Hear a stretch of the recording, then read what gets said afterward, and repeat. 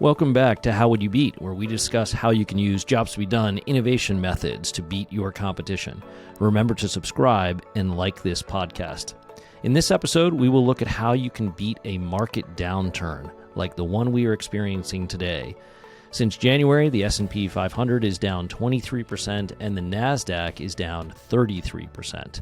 And of course, we have inflation and the Fed raising interest rates, which slows the economy and increases the cost of credit.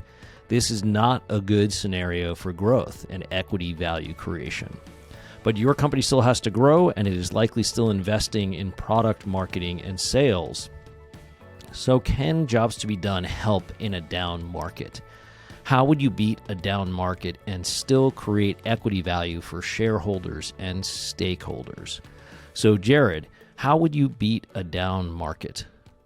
Well, the first thing I need to know is what is my customer's job to be done and which one does my product serve for them? And I have to think through, is it still urgent to get that job done even in this down market? Or is it a discretionary job that my customer is willing to cast aside and not try to get done because they don't have the money to do it? So how would I evaluate that, Jay? How would I define the job to be done and figure out if it's still urgent for my customer?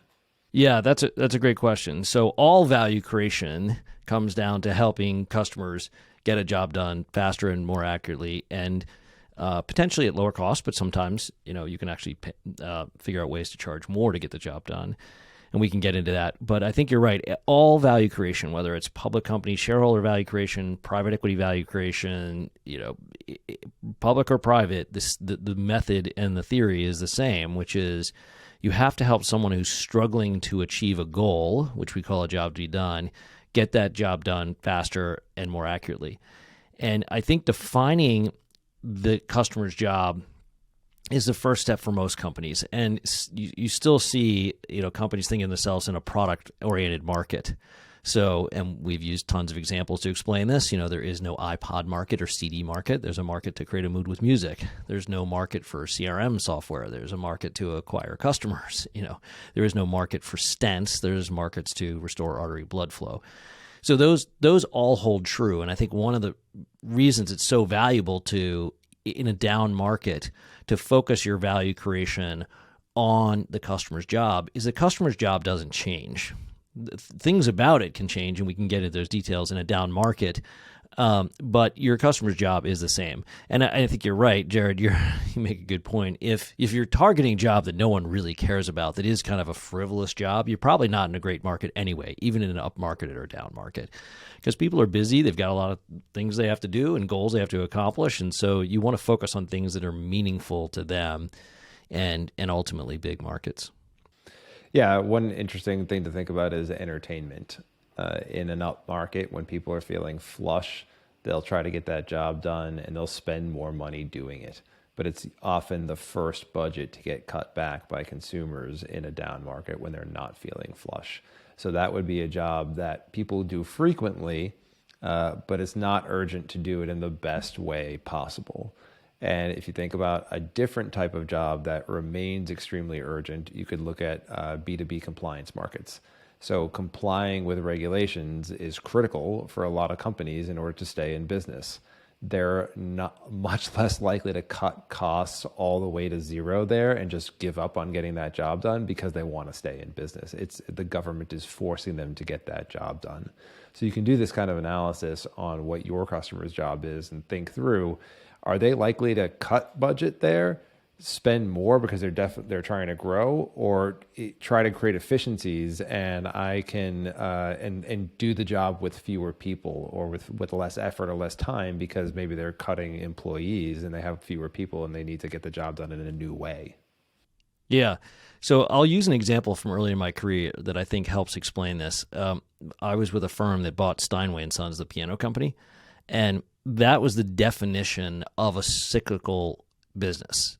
People do not buy $90,000 pianos in a recession, or They buy a lot fewer of them. So what could a company like Steinway do? And Steinway actually is more of a furniture company than an instrument company, which is kind of interesting. A lot of people, buy, if you're successful, you put a Steinway in your living room, not because you're going to play it 8 hours a day, but because, you want a nice brand that says I'm successful and here's my piece of furniture that describes my success. So Steinway is a music company. Of course, a musical instrument is trying to help you create a mood with music. You may be in a performance way, right? You're trying to perform the music rather than just listen to it on, Spotify. So that's an example where they're still in the music market and people still want to learn instruments. So just selling the $90,000 piano is only one way to serve customers in that market. You could figure out where are students struggling to learn instruments. And it could be in a recession, you're replacing types of entertainment like fly to Disneyland with your whole family because that's really expensive. Right. And you might replace it with let's learn how to play music together as a family, right? Much less expensive. And there's lots of ways to do that. You don't have to buy a $90,000 piano. So that's a way, even within a market, you could think differently about your customers and your platform and actually invest in new platforms that will make you more resilient.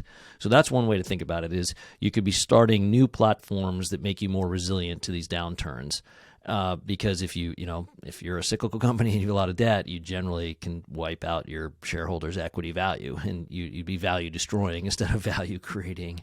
Right. And then how can we segment customers? Now, let's say it was a different company than Steinway. You're in the market, even you're in a B2B SaaS, market, for example, and even in that market, people are starting to cut back budgets because there's the ripple effect of people don't have as much money, so they're not spending as much, so businesses aren't selling as much, and even in B2B companies, you see this big contraction, and ultimately you can end up in a recession.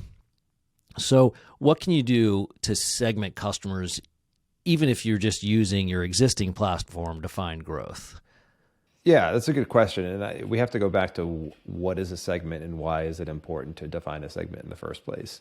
And the goal there is to find a smaller group of people that struggle more than the broad population. So if you imagine there's all the people in the world who are trying to get a job done and think it's important, they're in the market, they're the broad market. And then can you sell to all of them? Are all of them struggling with the job enough that they're willing to make a switch? And furthermore, are they all struggling with the same parts of the job? Do they have the same unmet needs, is what we might say. And so what you need to look for is a smaller group of people who struggle significantly to get the job done, such that they're trying to switch and find a new way to do it because it's really important and they're not getting it done today. And they struggle with the same needs. Now, this is different than other ways of segmentation. Why, Jay?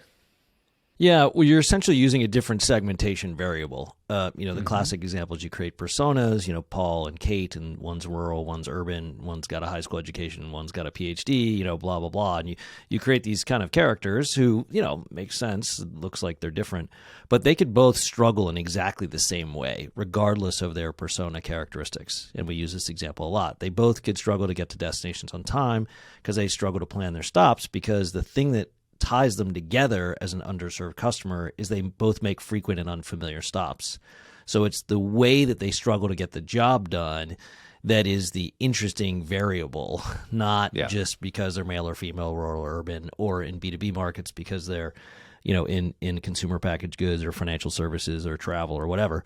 It's not the industry vertical or the persona characteristics. It is the nature of the struggle. And that's where hidden growth opportunities are the most powerful. And those exist even in these market downturns. So if you're going to focus on value creation, your value creation should be for a specific customer, helping them get their job done, but for a specific segment of customers in order to deliver customer value that ultimately delivers private equity value creation or public shareholder value creation. It's the same idea in both cases. Yeah, and I think it's particularly interesting to look at this in a down market, because if you're looking for people who struggle commonly to get the job done, that can change in a down market. So we often say the job remains the same over time, it's stable. The needs that are required to get the job done remain stable over time. but the unmet needs can change based on the environment. So the fact that there's a down market could cause a new group of people to struggle differently to get a job done. I think there's a great example of that in the Great Recession with Gilt Group. So, before the recession, people with a lot of money who wanted luxury goods didn't struggle all that much to get that job done. They could just buy them. Yeah. But those luxury goods were the first, they're the first thing to get cut from your budget in a down market. You're worried about your paycheck and you stop buying those luxury goods. So Gilt figured out a model to satisfy the needs for people who still wanted the luxury goods, who had events to go to, who wanted to present themselves in a certain way, right? Those kinds of jobs. I need to prepare for an event and look great to go to some fundraising event, or I need to present myself in a certain way. Gilt found a way to discount those items and make them help people meet their budgets for those goods, even in a downturn, and found an opportunity with a premium segment that didn't exist before the recession. Interestingly, when the recession ended, Gilt's valuation went down as well. So you have to stay nimble, right? As the market changes, your target segment can change. Yeah, and that's true, is that the way that value creation works is there's always a prioritization of the unmet needs. People are making trade-offs all the time. The job is actually the same, and it could be that people are no longer trying to execute the job, right? In the Steinway example, I'm no longer trying to project myself as a successful person. I'm trying to not run out of cash, right? And so what the value creation is, that priority based on that prioritization of unmet needs. And what you're saying is there's basically two ways you could identify those. Either find a new segment that you didn't know of before that has these unmet needs that exist, before the recession or before the downturn or after, or there's a new group that has reprioritized because of the financial constraints in their lives. And that's super important to look at as well, whether you're in B2B or consumer. Unlikely in medical markets, because medical markets are generally, of course, driven by the condition you get, whether it's, because of a pandemic or cancer, cardiovascular disease, or whatever. Those conditions obviously persist, and that's why the market exists. But you could have, actually, even in medical markets, you could have elective surgeries that could change, right? So people have reallocated their budgets to different surgeries. So in every case, you still are going to create value by identifying the unmet needs to prioritize. And I think this is a good example of where, of course, we do this quantitative research where, we look at customer struggle and we quantify and prioritize. And this is an example of where you might want to re-quantify to verify that your segment that you're targeting is actually one, large enough and underserved enough that you can generate growth. And at the end of the day, this is what beating a market downturn means, means accelerating your growth even in a market downturn. And we have some great case studies of that, even in the pandemic, where we helped companies, 30% of their new bookings came from new products, which is, extraordinary in a downturn. So it can be done. And I think those two different scenarios are a great way to do what is fundamental to all value creation, which is prioritize unmet customer needs. Yeah, and one key aspect of segmentation that we haven't mentioned yet is not just the struggle of the segment, but are they willing to pay to get the job done? And if they're not willing to pay, does that segment getting the job done enable you to charge somebody else, right? So if you're a news media company and you help people stay informed, is that valuable to an advertiser who's trying to acquire customers? That would be the kind of indirect revenue model. In the best case scenario, you're getting the job done for somebody who will pay to get that job done. So you need to assess that about your segment. And I think that's incredibly important in a down market, right? Are you getting the job done for somebody who's willing to pay to do it? And can you get the job done profitably for them? So Jay, does that mean that in down markets, everybody should flee upstream and just go after the premium market where the willingness to pay remains? Well, not necessarily. The answer is, of course, it depends on what the willingness to pay looks like. And you can plot willingness to pay on a need curve that essentially looks like a demand curve, except that instead of product price times quantity, it's the customer's willingness to pay. So it could be that there is a very big segment of lower cost customers or lower willingness to pay customers, not the premium segment. And that is large enough and underserved enough that you should definitely go after that market. And you can think of it, technically it's the area under the curve. Is the steep part of the curve, is there's more area under there than it is on the shallow part of the curve. And what that means is your growth strategy has to follow the market, because value creation, you cannot create value in a bad market. It's just you're fighting an uphill battle. The market always wins. And the market, of course, is the customer and the job they're trying to get done and their willingness to pay, at plus the number of customers who are actually trying to get that job done in the market.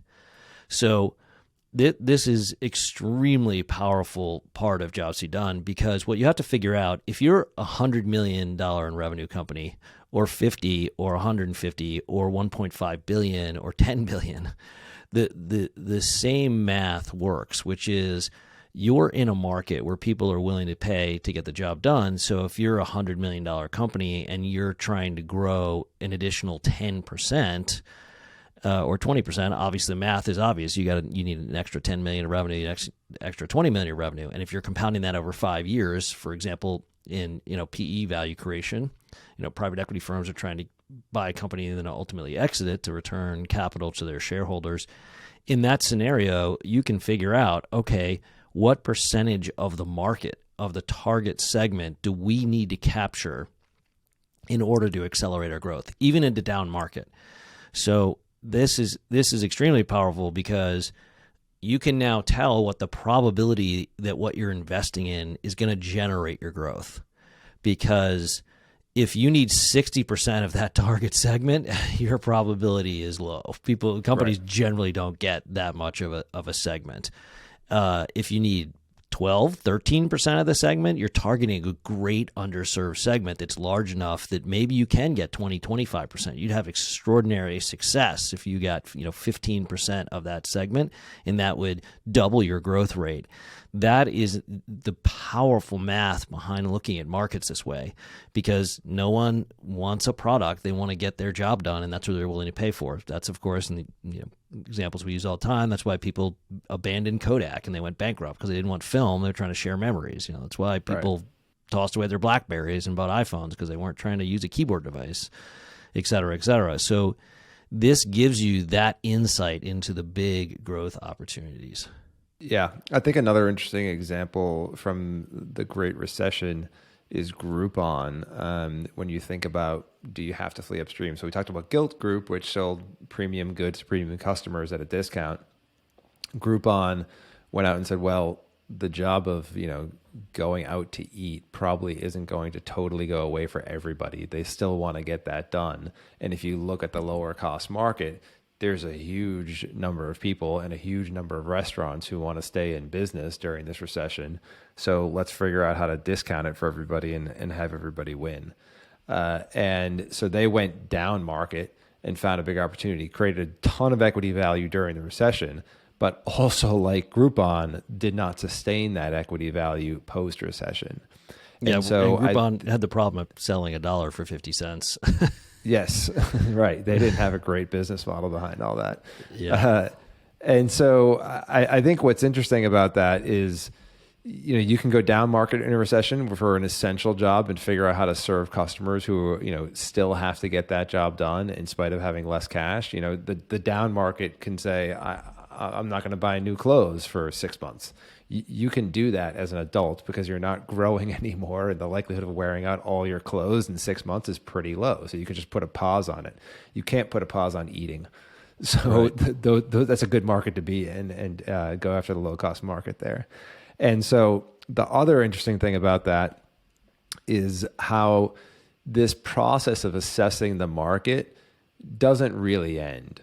you have to be aware of how the market might shift and be able to run your process of identifying unmet needs for an underserved segment so that you can shift your model as the environment changes. So as it becomes less important for everybody to get discounted restaurant visits, and as you've realized that your business model is not really working because the scale that you're generating is not super sustainable over time, you have to figure out how are you going to serve this job in a different way going forward that will be more sustainable as the conditions change.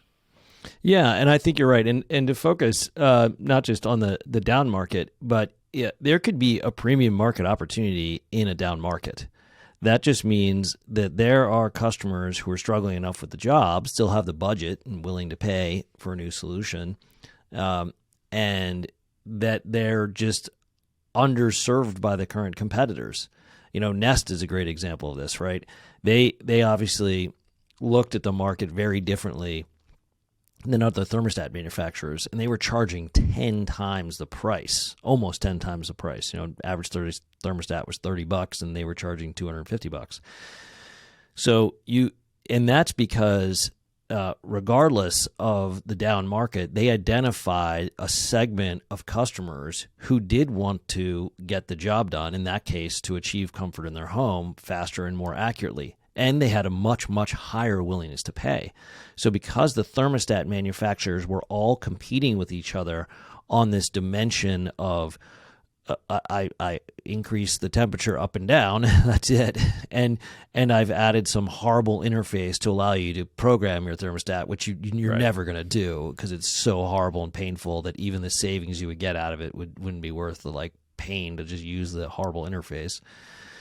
And Nest recognized there was savings there. You really could help people save on their energy costs, but you had to make it incredibly easy. In fact, it's a great example of an innovation that's going to likely take hold in a down market or up market, because what it did was got the job done for the customer, right?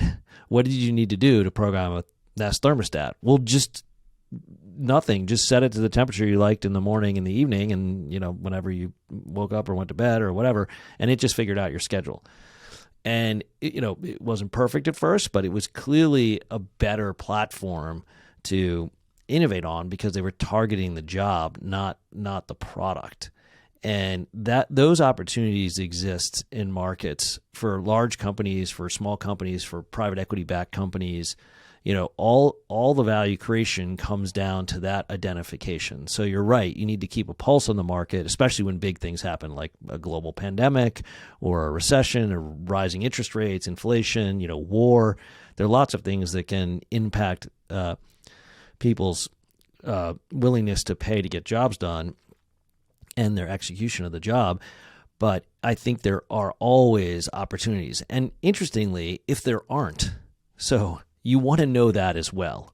So companies invest a ton in new product development, especially private equity companies that are trying to create value. They're investing in new product development that a huge percentage of the time doesn't create any equity value. It's essentially destroying investor returns because you're investing millions of dollars trying to build something new and it doesn't work, it doesn't generate sales, it doesn't accelerate your growth, and essentially it's a cost with no revenue associated with it.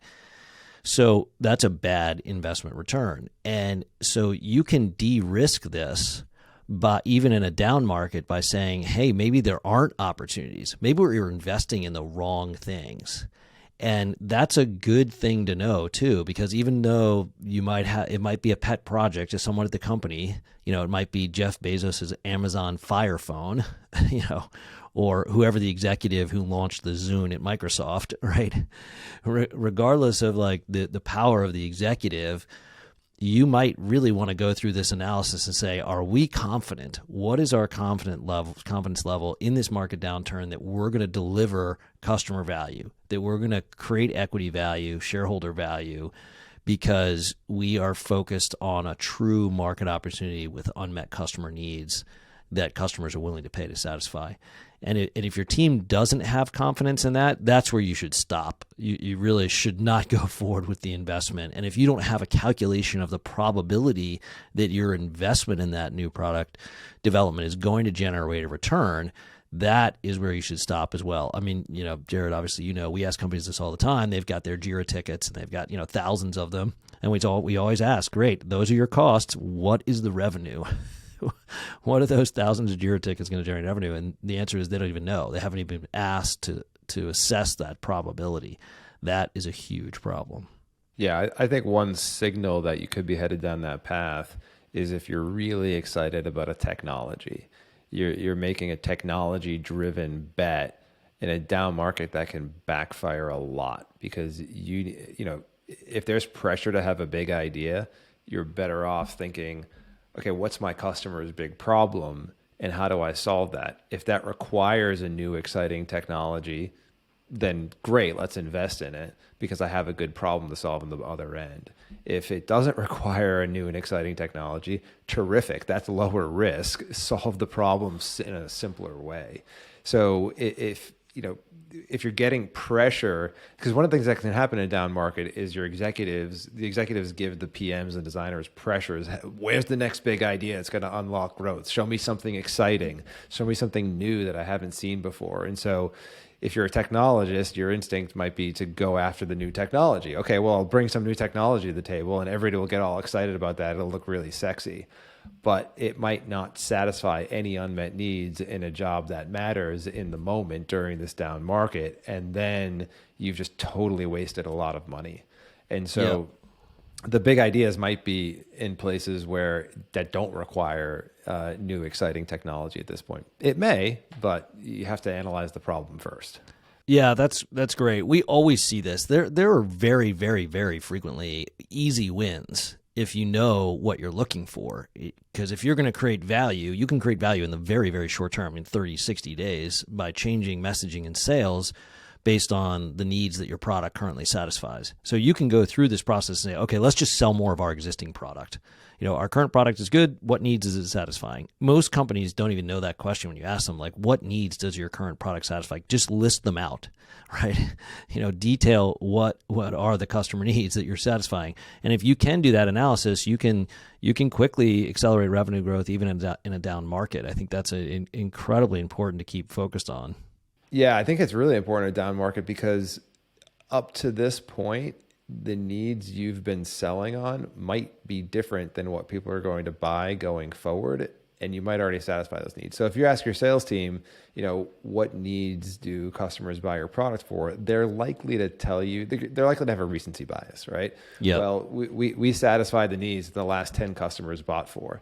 And if those last 10 customers bought in an up market and now it shifts, you need to be thinking about, okay, well, there are other needs that we satisfy with this product that we haven't seen people buy for recently that they might buy for now, and do that analysis ahead of time. That way you can go into the market positioning your product against different needs that might be more prevalent in the different market. Yeah, and that doesn't necessarily require any new technology. So you're totally right. If people are trying to adopt an AR strategy or AI or machine learning or big data, that was one of my favorites. The kind of big data trend, and all these banks put out big data markets as if people woke up in the morning and they're like, I need big data. In fact, people want the smallest amount of data possible to make the decisions that matter in their life. They don't want like reams and reams of data. Right. Now, data obviously is one of the reasons that AI is improving, but there's a market for something a human wants to do, not for AI. So yeah, I think that's a really good way to look at how to approach this, because just to kind of summarize it, you want to know what the underserved customer segment is. Is it big enough for you to grow even in a down market? You want to know what the willingness to pay is so you can size that segment. You want to know what the prioritized list of unmet needs that you're targeting is. You want to know what the needs that your current product is targeting so you can optimize sales and marketing and create equity value with no new product investment at all, just optimizing sales and marketing around those needs that your current product satisfies. And then ultimately, you want to make these risk-adjusted decisions. You want to have an idea on, if you invest in sales optimizations, marketing optimizations, product improvements, new product development, what is the likely ROI on that? And what metrics are you moving to ultimately create equity value for your private equity sponsors or your public shareholders, or yourself if you own the whole business, if you're lucky enough to do that. So the key is that all value creation comes down to figuring out these elements of the customer's job that tell you what direction to go in and your likelihood of success. It's great. It's a great place to end. Yeah, well, thanks for listening. Remember to subscribe and like this podcast. And if you want to learn more about Jobs to be Done innovation methods, visit us at thrv.com.